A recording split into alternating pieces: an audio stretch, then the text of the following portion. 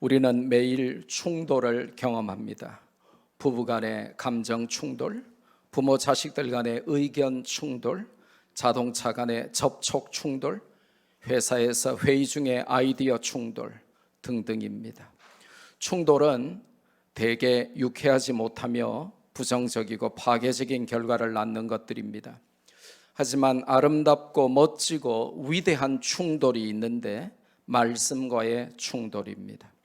지극히 자기중심적 사고와 태도로 하나님 말씀대로 살지 못하는 우리에게 하나님은 날마다 말씀을 파송하시고 우리의 영적인 역주행과 과속과 정체된 불순종의 삶에 정면으로 충돌시키십니다.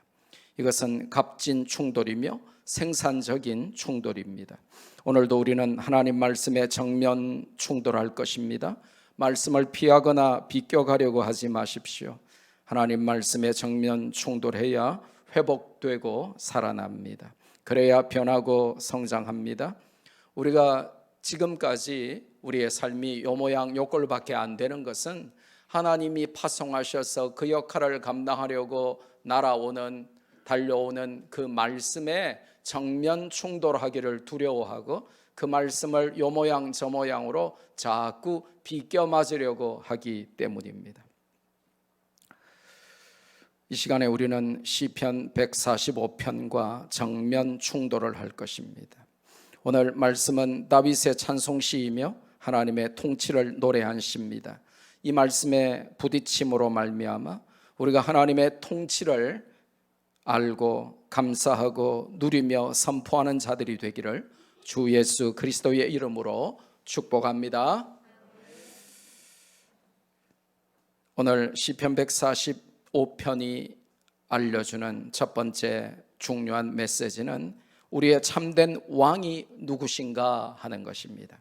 우리의 참된 왕은 오직 하나님이시다 하는 것을 오늘 시편 145편 전체가 우리에게 웅변하고 있습니다. 성도는 이 땅에 속했으나 동시에 천국 시민이고 성도의 신분은 천국의 백성입니다. 성도는 하나님 나라의 언약 백성이고 성도의 왕은 오직 하나님이십니다. 믿음으로 동의하십니까? 세상의 왕은 길어야 5년, 미국이면 연임해봤자 8년이고 북한이나 중국 같은 공산 독재 국가에서도 그 독재자가 죽으면 끝납니다. 영원한 통치자는 없습니다. 하지만 하나님은 태초부터 지금까지 그리고 영원히 우리의 왕이시고 우주 만물의 주인이시며 통치자십니다. 하나님만 우리의 참된 왕이시며 그의 통치는 영원하다. 이것이 시편 145편의 메시지입니다. 오늘 본문 1절에 보면 다윗은 왕이신 나의 하나님이여 라고 찬송합니다. 이것은 매우 이례적이고 충격적입니다. 왜 그렇습니까? 이스라엘 백성들에게는 다윗보다 위대하고 탁월한 왕이 없었습니다. 온 백성들의 사랑과 존경과 충성을 한 몸에 받는 대왕이 다윗이었습니다. 그런데 다윗은 자신이 아니라 하나님을 왕으로 부르며 하나님께 기꺼이 왕권을 돌려드리고 하나님께 영원한 찬송을 맹세하고 있습니다. 백성들은 다윗을 높이며 찬송하는데 다윗은 하나님을 높이고 찬송하고 있는 것입니다. 인간들 중에는 자신이 스스로 위대한 왕이 되어서 자신을 과대평가하고 자신을 숭배하며 나르시시즘에 빠진 사람들이 많습니다. 우리의 왕은 오직 하나님이십니다. 이것은 복음서에서 예수님께서도 우리에게 확실하게 가르쳐 주시는 것들입니다. 사람들이 예수님께 주목할 때마다 예수님은 그 관심을 하나님께로 돌리시며 하나님을 강조하셨습니다. 사도들도 자신들에게 주목하는 자들에게 그 능력이 사람의 것이 아니라 하나님께로부터 왔으니 우리가 아니라 하나님을 주목하라고 외쳤습니다. 주의력 결핍은 치료가 필요한 병이죠. 영적 주의력 결핍도 매우 심각한 병입니다. 하나님을 주목하지 않고 그분의 왕권을 인정하지 않고 내가 내 마음대로 나의 삶을 지배하고 다스리려고 하는 시도는 그냥 주의력 결핍 정도가 아니라 불신앙의 끝판왕입니다. 우리의 왕은 하나님이시며 내 삶의 주도권과 지배권과 소유권이 하나님께 있다는 고백이 저와 여러분에게 있기를 주님의 이름으로 축복합니다. 참 자유는 그리스도에게 예속될 때 나옵니다. 자유의 대헌장이라 불리는 갈라디아서의 핵심 성경 구절이 뭔지 아십니까? 갈라디아서 전체의 요절 2장 20절이죠. 함께 읽을까요? 내가 그리스도와 함께 십자가에 못 박혔나니 그런즉 이제는 내가 사는 것이 아니요 오직 내 안에 그리스도께서 사시는 것이라. 이제 내가 육체 가운데 사는 것은 나를 사랑하사 나를 위하여 자기 자신을 버리신 하나님의 아들을 믿는 믿음 안에서 사는 것이라. 아멘. 내가 나를 다스리기를 포기하고 내 안에서 나를 다스리시는 통치자가 예수 그리스도이심을 인정하는 것에서부터 참 자유는 출발한다고 성경이 알려줍니다. 그래서 내가 나의 왕이 아니라, 세상이 나의 왕이 아니라 하나님이 나의 진정한 왕이시다, 이런 고백이 저와 여러분의 마음과 입술에 항상 충만하게 나와야 될 줄로 믿습니다. 두 번째로 오늘 시편 145편을 관통하는 핵심 교훈은 무엇입니까? 오직 하나님만 영원하고 완전한 통치를 하신다는 것입니다. 하나님만 우리의 왕이심을 넘어서 그 우리의 왕이신 하나님이 영원한 통치, 완전한 통치를 하신다 하는 것을 성경이 알려주고 있습니다. 사람의 통치는 영원하지도 완전하지도 않습니다. 세상에 그 어떤 탁월한 군주라 할지라도 장단점이 있고 공과 과가 공존하죠. 영원히 통치할 수도 없습니다. 우리 조선 왕조 역사상 가장 오래 다스린 왕이 누군 줄 아세요? 예, 그렇죠. 예, 확실히 역사를 잘 아시는군. 조선 21대 왕 영조입니다. 이 영조가 무려 52년을 왕으로 다스려요. 그런데 52년 다스리면 뭐합니까? 치매로 죽어버려요. 사람들은 1000년, 만년 통치할 수가 없습니다. 권력은 영원하지 않습니다. 하지만 하나님은 영원하고 완전한 통치를 하신다. 이것이 시편 145편의 메시지입니다. 하나님의 통치는 실험이 아니며 실수나 결점이 없고 그가 만드신 우주 만물을 사랑과 공의로 영원히 다스리십니다. 세상의 비극은 마귀가 하나님의 통치를 탐내고 우리를 하나님의 통치에 반기를 들게 함으로써 시작되었습니다. 마귀는 우리에게 하나님의 완전하고 영원한 통치를 의심하게 만듭니다. 사랑과 공의와 지혜의 통치를 의심하게 하고 하나님의 통치에 반발하게 하고 불평을 심어놓습니다. 네가 로봇이야? 너는 뭐야? 그러면 너의 자유의지는 없어? 너는 전부 하나님의 뜻에 순종만 해야 돼? 너 인생 참 재미없게 사는구나. 그렇게 하나님 눈치 보면서 살아야 돼? 네가 하고 싶은 것도 못해? 모든 것을 하나님의 말씀의 결제를 받고 모든 것을 기도해서 하나님의 응답을 받고 하나님의 눈치를 그렇게 보면서 살면 그 인생 뭐가 재밌겠니? 그러니까 가끔 하나님의 통치에 반기를 들어 인생은 저항하는 맛 아니니? 그래서 거기에 속은 여러분 자식들이 부모님 말을 그래 안 듣는 거예요. 대들어야 맛인 줄 알고. 이게 마귀가 내 마음에 심어놓은 가라지거든요. 마귀는 우리를 하나님의 통치에서 벗어나서 자신의 사악한 통치로 들어오라고 강요합니다. 거부하거나 머뭇거리면 유혹하고 시험하여 마침내 우리를 굴복시키려고 합니다. 우리를 하나님의 통치로부터 떼어놓으려는 마귀의 괴계에 쏙지 마십시오. 성도는 세상의 인간 통치자에게도 맹목적인 절대 복종을 해서는 안 되는 존재들입니다. 그가 누구라 해도 말입니다. 아무리 선왕이고 아무리 훌륭한 통치자라도 하나님이 우리의 진짜 왕임을 잊어서는 안 되고, 하물며 독재자이면 절대로 우리는 그에게 복종해서는 안 되는 것이죠. 그들은 하나님의 절대 진리인 말씀의 기준이 아니라 선택적 정의인 정치적 올바름이라 불리는 소위 이 PC, 이 political correctness로 사람들을 속이고 장악하고 권력을 휘두르고 그 권력을 유지하려고 하는 자들입니다. 정치꾼들에게 속아서 그들을 미화하고 추종하다가 하나님의 기준을 놓쳐서는 안 됩니다. 우리의 통치자는 사람이 아니라 하나님임을 명심하십시오. 우리의 통치자는 하나님의 절대 진리를 인정하고 그분의 뜻대로 인도하는 자여야만 합니다. 지금 부산시장 후보 중에 하나는 예배를 허가제로 하겠다고 작년에 외쳤던 사람입니다. 교회에서 확진자가 나오니까 예배 이거 허가 안 받으면 예배 못 드리게 하겠다. 대한민국이 북한도 아니고 대한민국의 시스템이 공산주의도 아닌데 예배를 자기가 허가하겠대요. 그래서 대통령에게 건의해서 지금 20%, 30% 헌법의 자유, 헌법 20조에 보장된 예배를 우리가 마음대로 못하는 이유가 바로 이 사람 때문에 그렇다고요.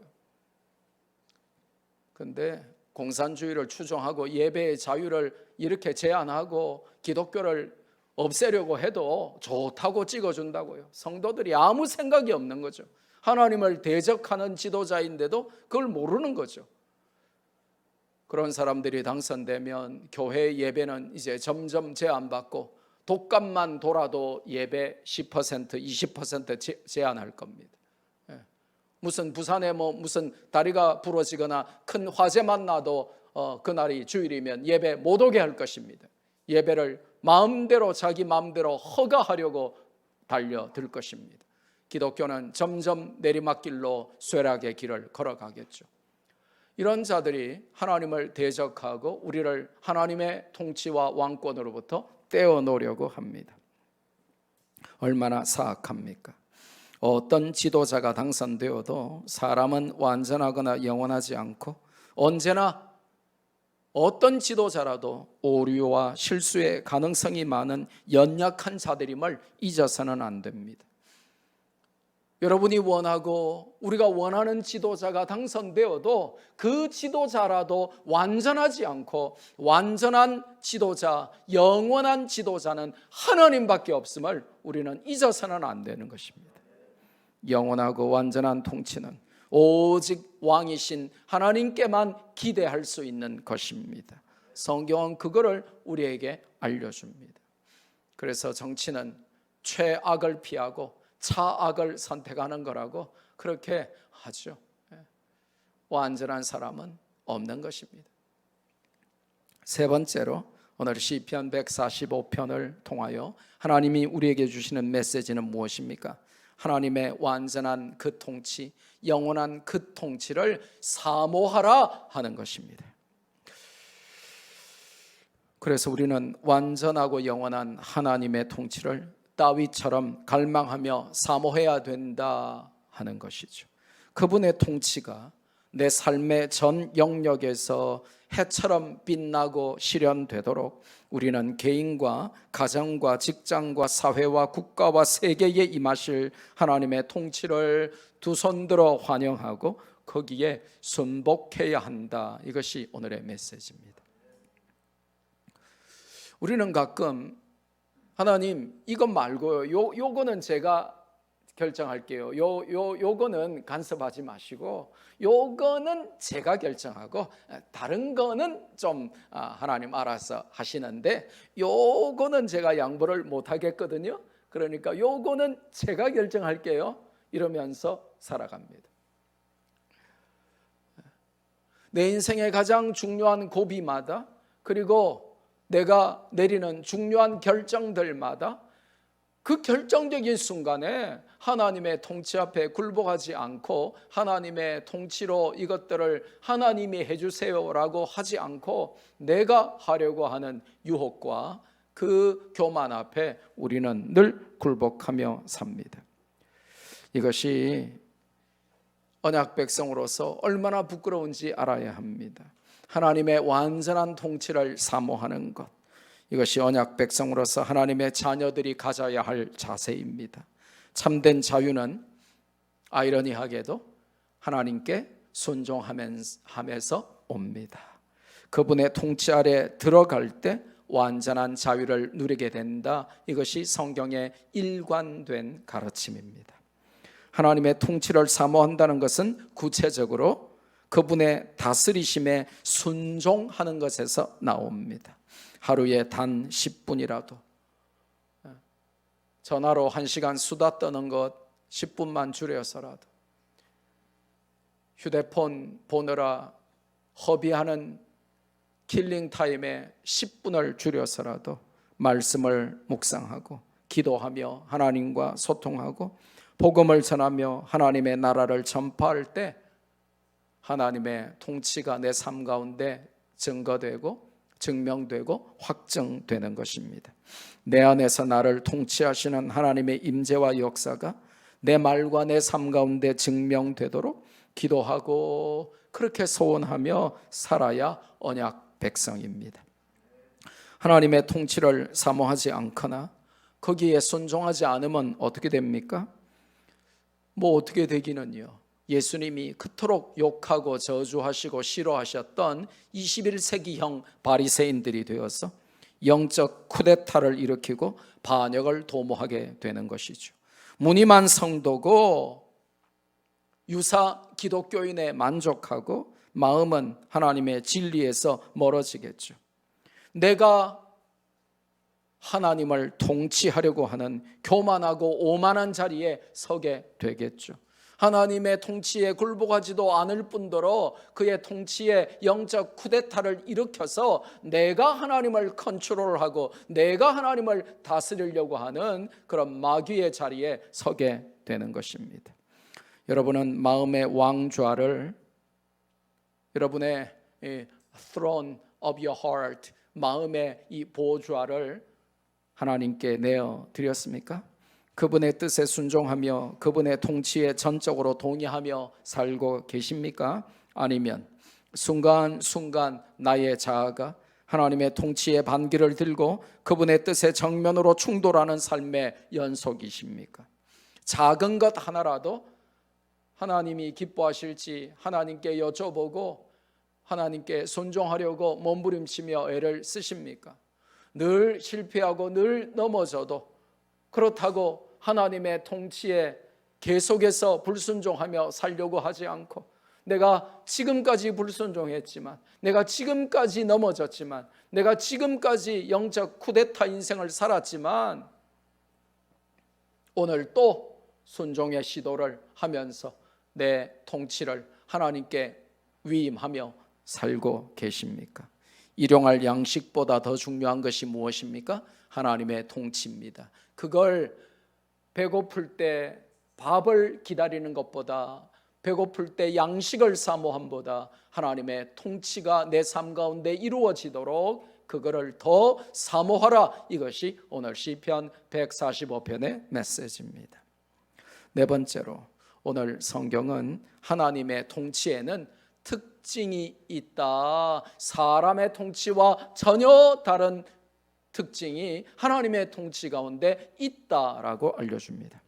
하나님의 통치에 순종하지 못하는 이유가 뭡니까? 그 통치가 어떤지 모르기 때문입니다. 하나님의 통치는 사람의 그것과 확연하게 다른 무엇이 있다라고 오늘 성경에 알려줘요. 다윗은 하나님의 통치 특징을 8절과 그리고 14절부터 20절에 걸쳐서 자세하게 다룹니다. 성경이 자세히 말하는 것은 우리도 자세히 볼 필요가 있어요.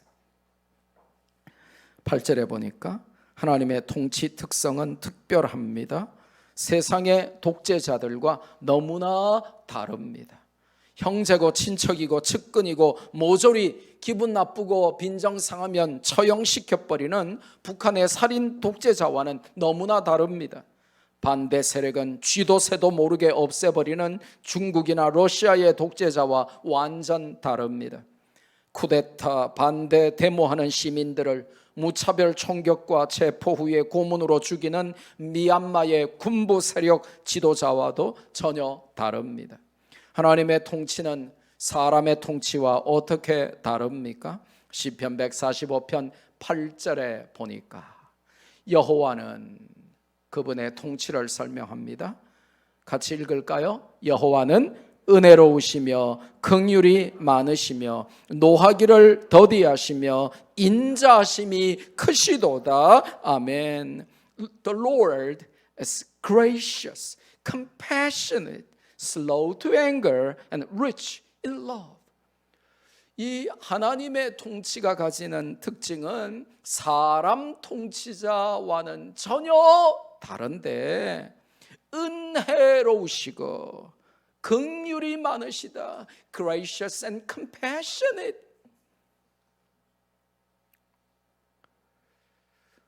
Compassion 선교회라고 들어보셨죠? 전 세계에 물이 없어서 죽어가는 사람들, 먹을 양식이 없어서 굶어 죽는 사람들, 바이타민 C 하나 없어가지고 작은 병인데 치료받지 못하고 죽어가는 사람들에게 가장 근원적인 필요를 전하는 기독교 선교단체입니다. 그리스도의 긍휼함, 하나님의 긍휼함, 이 compassion. 근데 이것이 하나님의 attribute of God, 하나님의 속성이라는 거예요. 하나님의 속성이 긍휼이라는 것입니다. 도무지 긍휼을 얻을 자격이 없는 자를 향한 하나님의 사랑, 자비, 이게 바로 헤세드고 그게 긍휼인 것입니다. 하나님은 은혜를 부어주시고 하나님은 긍휼을 베푸시는 하나님이십니다. 뿐만 아니라 노하기를 더디하십니다.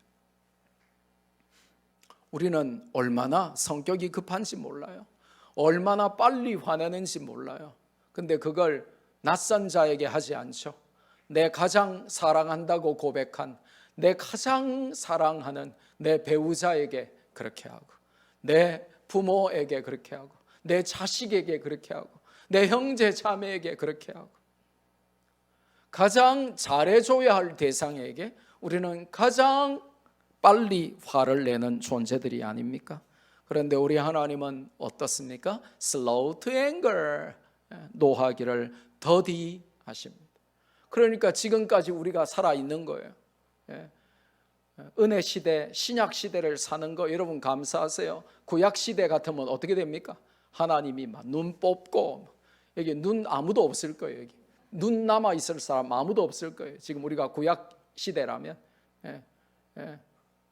죄악으로 빨리 달려가는 발 자르고, 손으로 막 친구 때리고, 막 손으로 막 남 손가락질하고 막 이러면 막 손 잘라버리고, 남 비방하고 막 남 백바이팅 하면서 남 뒤에서 중상모략 비방하며 하나님 혀 뽑고 막 그러면 여기 살아있을 사람이 아무도 없어요. 그런데 하나님은 slow to anger and rich in love. 하나님은 노하기를 더디하시면서 그 사랑이 너무나 풍부하시도다 라고 성경이 알려주면서 이런 하나님의 통치를 우리가 받으니 얼마나 안심이 되고 행복한 존재들인지를 우리에게 리마인드 시켜주고 있는 것입니다. 14절부터 20절에도 하나님의 통치의 특징들이 잘 나타납니다.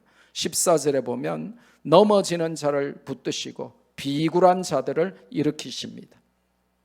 오늘 혹시 세상에서 실패하시고 넘어지고 자꾸 넘어지고 그래서 나는 비참하고 가능성 없는 그냥 존재인가 하고 절망하는 여러분을 오늘도 새 힘과 용기를 주시고 일으켜 세워주시는 분이 우리 하나님이십니다. 하나님은 꺼져가는 불도 끄지 않으시는 하나님이십니다. 15절에 보니 주를 앙망하는 자들을 때를 따라 먹이십니다. 여러분 물질이 궁핍해지고 먹을 것이 없으십니까? 그러면 돈 버는 것보다 물질을 추구하는 것보다 먹을 양식을 찾는 것보다 더 선행되어져야 할 게 뭐냐면 여호와를 앙망하는 것, 간절히 바라보면 하나님이 그 사람을 때를 따라 먹이신답니다. 근데 하나님을 간절히 바라보지도 않고 하나님께 매달리지도 않고 돈만 바라보고 먹을 것만 바라보면 거꾸로 가는 인생이 되는 것이죠. 하나님을 앙망해야 하나님이 때를 따라 먹이신답니다. 이게 프라이오리티, 우선순위거든요. 근데 우리의 우선순위가 자꾸 거꾸로 가요. 하나님을 앙망하지도 않으면서 사업에만 몰두하고 하나님을 앙망하지도 않으면서 일용할 양식을 위하여 일하고 돈 벌려고만 하지 하나님을 앙망하지 않는 거예요. 근데 성경은 하나님을 앙망해야 하나님이 때를 따라 먹이신답니다. 그러면 답이 나오는 거 아니에요? 저는 그 답을 일찍 찾았어요. 성경을 보니까 내가 안 굶어 죽는 비결이 있네. 하나님을 앙망하면 하나님이 때를 따라 먹이신다네. 그러니까 하나님도 앙망 안 하면서 사업하고 하나님을 앙망하지도 않으면서 공부하고 하나님을 앙망하지도 않으면서 세상에서 성공 출세하려고 애를 쓰지 말고 하나님을 앙망하면 답이 나오네. 그걸 깨달은 것입니다. 이게 참 중요합니다. 16절에는 모든 소원을 만족해 하십니다. 이거 이상 다른 답이 필요합니까? 하나님을 사랑하는 그 언약 백성에게 하나님이 모든 소원을 만족해 하신답니다. 할렐루야. 17절에 보니 세상의 악한 군주와 같지 않고 하나님은 모든 행위에 의로우시고 은혜로우시답니다. 18절에 보니 자기에게 진실로 간구하는 모든 자에게 가까이 하신답니다. 가까워지려고 할수록 멀어지는 사람들이 있죠. 참 피곤한 사람들이죠. 가까이 할수록 멀어지면 어쩌자는 겁니까? 근데 하나님은 참 감사한 게 자기에게 진실로 간구하는 모든 자에게 가까이 하십니다. 19절에 보니 자기를 경외하는 자들의 소원을 이루시며 그들의 부르짖음을 들으사 구원하십니다. 여러분이 간절히 외칠 때 하나님은 그 간절한 부르짖음에 응답하십니다. 얼마나 하나님의 통치가 멋집니까? 올리브가 외치죠. 도와줘요 뽀빠이. 그러면 뽀빠이가 시금치 한 통 탁 먹고 양손에 힘을 탁 얻어서 달려가서 이 올리브를 구출하죠. 그게 얼마나 멋진지 우리가 어릴 때는 그래서 이 시금치를 얼마나 많이 먹었는지 몰라요. 뽀빠이처럼 되려고. 근데 놀라운 사실은 제가 고신대학교 강의하면서 뽀빠이를 말했는데 지금 1학년 새내기들이 아무도 뽀빠이를 모른다는 사실. 더 충격은 뽀빠이라고 말하니까 아무도 몰랐는데 그러면 니네들 혹시 그 맥도날드 비슷한 거 버거킹 비슷한 거 파파이스라고 들어봤니 하니까 다 아는 거예요. 그 파파이스가 바로 뽀빠이의 영어 발음이야. 그러니까 다들 기절했다는 거 아닙니까? 뽀빠이가 말이죠. 올리브가 뽀빠이 도와줘요 하면서 그렇게 외칠 때 가서 도와주고 그 나쁜 누굽니까? 브루투스에게서 이렇게 건지잖아요. 얼마나 멋진지 몰라요. 근데 하나님이 그렇다는 것입니다. 택한 백성들이 울부짖고 하나님 도와주세요, 하나님 살려주세요, 지금 저의 형편을 봐주세요 할 때에 하나님이 세상의 악한 독재자처럼 외면하지 않으시고 그 백성의 부르짖음에 귀를 기울이사 응답하시는도다. 이게 우리 하나님의 통치 방식이라는 거예요. 놀랍죠. 20절에 보니까 자기를 사랑하는 자는 다 보호하시고 반대로 악인들은 다 멸하시는 것이 우리 하나님의 통치입니다. 이런 하나님의 완벽하고 탁월한 통치가 우리를 다스립니다. 그러니 하나님의 언약 백성은 어떤 다스림에 굴복해야 하겠습니까? 두려움과 공포와 거짓과 유혹으로 우리를 지배하려는 사탄의 사악한 통치입니까? 아니면 사랑과 은혜와 긍휼과 응답으로 다스리시는 하나님의 사랑의 통치입니까? 우리는 어떤 다스림에 굴복해야 합니까? 죄악을 방임하고 묵인하거나 권장하며 결국 나를 파괴하고 이용하고 버리는 사탄의 통치입니까? 아니면 나를 훈련하여 정금처럼 세우시고 영광을 받으시려는 하나님의 조금 까다롭지만 결국은 나를 살리시는 통치입니까?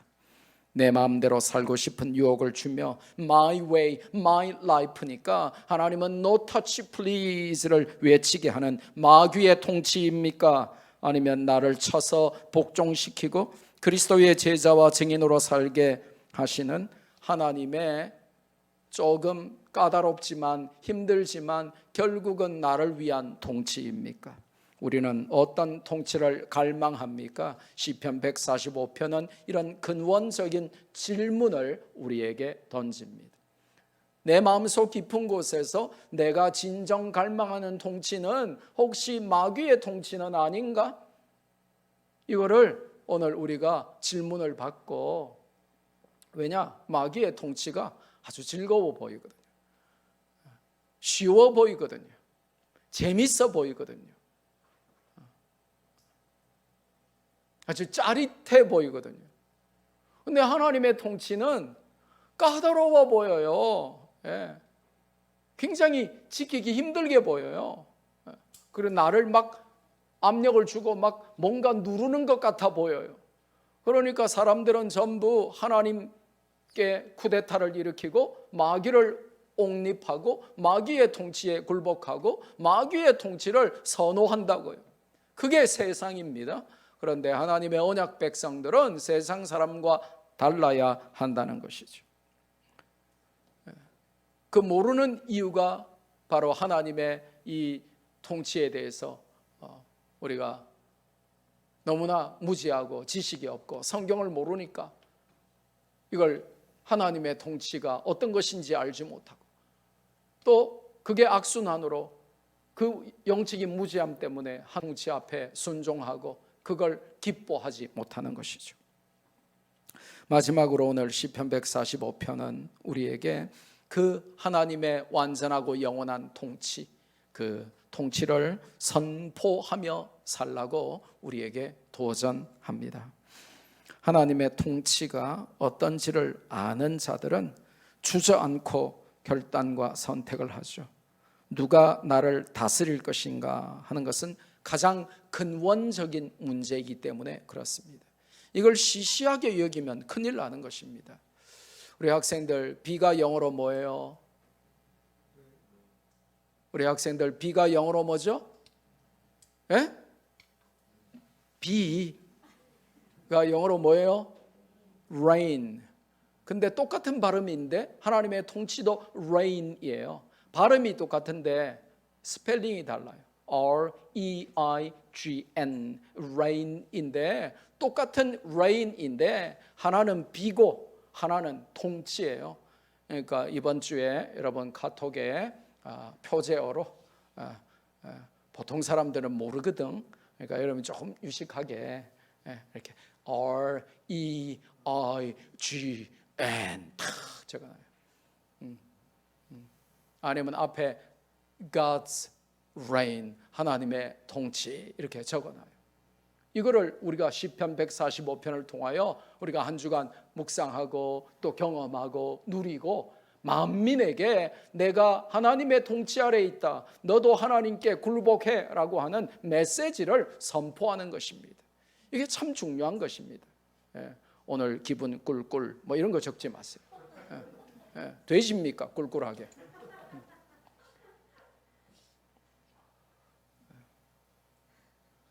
제가 매주 메시지 하나씩 주는데 이렇게 보면 1년 전에 거 아직도 안 바꾸고 아직도 막 옛날 벌써 한 6개월 전에 드렸던 메시지가 아직도 있고 그래요. 하나님의 통치에 대한 선포, 이게 오늘 본문이 우리에게 촉구하는 삶의 방식이에요.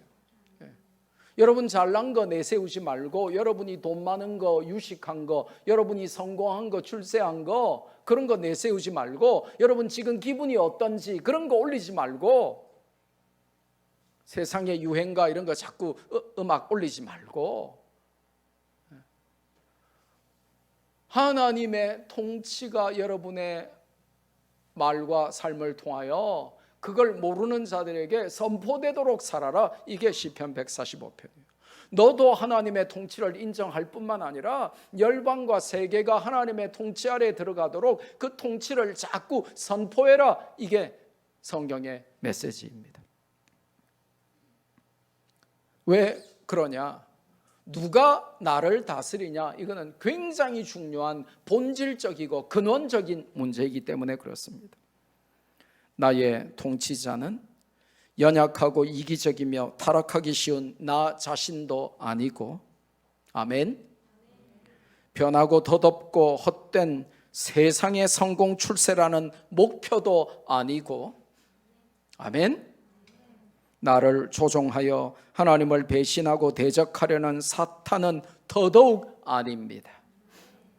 우리는 통치권과 소유권과 지배권을 하나님께 돌려드려야 합니다. 우리가 가장 약하고 못하는 게 이거입니다. 내가 내 자신을 통치하려고 하고 지배하려고 하고 소유하라고 세상의 철학자와 세상의 학자들과 세상의 인문학 책들이 자꾸 여러분을 나쁜 길로 다른 길로 인도하기 때문에 그래요. 네가 가장 소중해. 너의 주인은 너야. 아무도 너의 인생을 대신 살아주지 않아. 그러니까 네가 네 인생 책임져. 그러면서 my way, my life, nobody can touch it. 그러면서 하나님의 터치를, 이 섬세하고 세밀하고 완벽하고 확실한 사랑의 터치를 거절하게 만들고 하나님 앞에 독립운동을 일으켜서 나는 나 홀로 살 거야, 이렇게 만들어버리는 것이 세상의 소위 학문과 지식과 철학입니다. 이게 상담학이고 이게 심리학입니다. 그러니까 여기에 쏘으면 큰일 나는 것입니다. 통치권과 소유권과 지배권을 누구에게 드리라고요? 하나님께. 이게 시편 145편의 메시지입니다. 이게 성경 전체의 일관된 메시지입니다. 이게 우리가 날마다 싸워야 할 이게 내용들입니다. 왜냐? 나는 자꾸 완악하고 교만하고 타락하고 음란하고 나는 부족하고 그래서 자꾸 내가 뭘 결정하려고 하고 내 마음대로 하고 싶고 하나님의 간섭이 싫은 거예요. 성경은 그런 우리에게, 그래, 네가 간섭 싫어하지? 넌 참 영원히 자유롭지? 그럼에도 불구하고 너의 통치권과 소유권과 지배권은 나에게 있어. 그걸 인정해. 인정 안 하는 만큼 너는 넘어질 거야. 인정 안 하는 만큼 너는 실패할 거야. 인정 안 하는 만큼 너는 힘들 거야. 내가 선 좀 볼 거거든. 네가 인정할 때까지 내가 너를 조금 훈련할 거거든. 그러니까 인정하려면 빨리 해. 지금 해. 그렇게 말씀하시는 것이 시편 145편입니다. 쉽게 말하면 이런 거예요.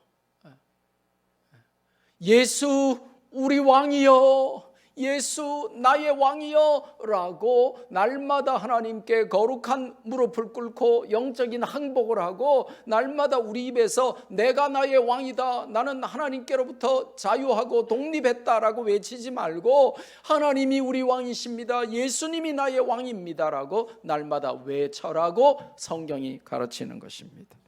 매일 순간마다 그분의 왕권을 고백하고 찬송하며 내 마음의 보좌를, 왕좌를 기꺼이 내드려야 합니다. 내가 나의 왕이 되어 내 자존심과 고집과 교만함으로 스스로 나를 통치하면 성경에 보니까 그 결과는 패망입니다. 넘어짐입니다. 하나님의 통치에 굴복하고 그 통치를 선포하는 것이 성도의 삶입니다. 공부하고 일하고 사업하는 이유가 바로 하나님께서, 예수 그리스도께서 우리 왕이심을 우리도 믿고 만민에게 선포하는 것입니다. 그분의 통치만이 완전하고 영원한 것임을 선포하기 위함이죠. 세상 모든 민족과 열방이 예수 그리스도의 이름 앞에 무릎 꿇게 만드는 것이 성도에게 주어진 삶의 목표며 이유입니다. 내 가는 곳마다 하나님의 통치가 실현되도록 나부터 하나님의 통치를 인정하고 거기에 순종하며 그분의 통치를 선포하는 빛나고 아름답고 향기로운 삶이 되기를 주 예수 그리스도의 이름으로 축복합니다. 말씀 맺습니다. 우리의 참된 왕은 하나님이시며 오직 하나님만 영원하고 완전한 통치를 하시고 우리는 하나님의 통치를 사모하고 순종해야 하며 그 통치의 특징들을 잘 알고 누려야 하며 그분의 통치를 스스로에게 그리고 가는 곳마다 만나는 사람마다 선포하는 삶을 살 수 있기를 주 예수 그리스도의 이름으로 축복합니다. 받은 말씀 붙들고